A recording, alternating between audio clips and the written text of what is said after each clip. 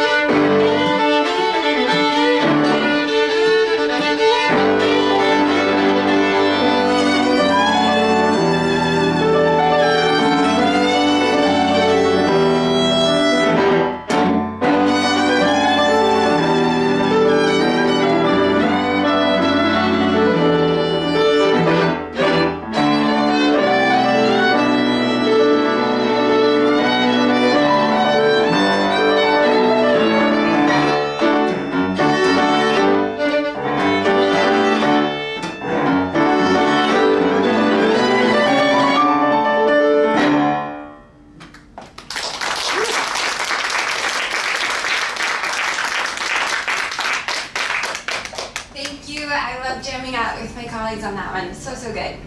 Love it.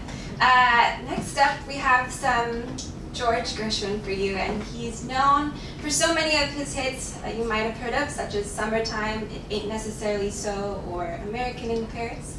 However, we are going to play for you one of his most epic and celebrated pieces, Rhapsody in Blue. So it's worth noting that in this American music set, the color blue has come up a lot. We just played the Blue Rondo a la Turk, and now we're going to play the Rhapsody in Blue. In both of those cases, you have classical forms, a rondo and a rhapsody, paired with the color blue. Our first piece, I mentioned, it came from bluegrass music. So color blue, where does that come from? You know, when I think of bluegrass, I think of a banjo. And for whatever reason, when I think of a banjo, the first image that pops into my mind is a white guy in a straw hat on a porch playing a banjo. That's my image.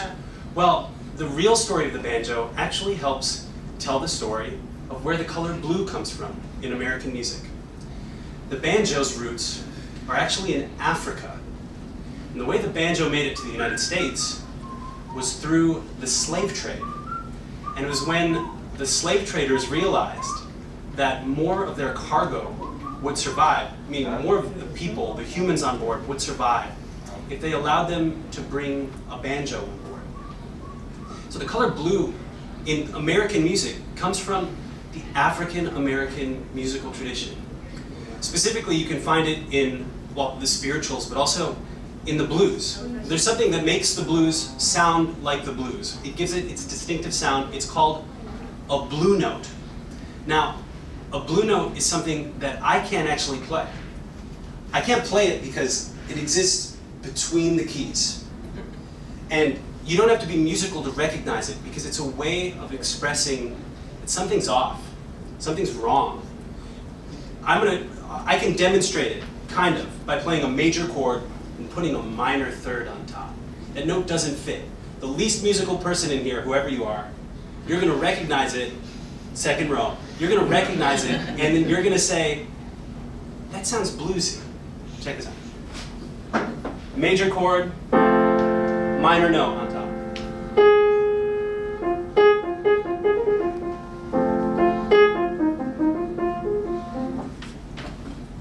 So now, if we don't have the blues, we don't have jazz, we don't have rock and roll, we don't have R&B, we don't have American music, we don't have bluegrass.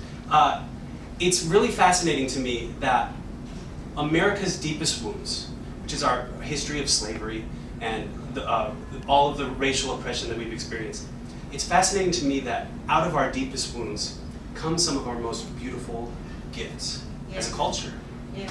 And I think that's something fascinating to think about now as we play the Rhapsody in Blue. So listen out for the blue notes.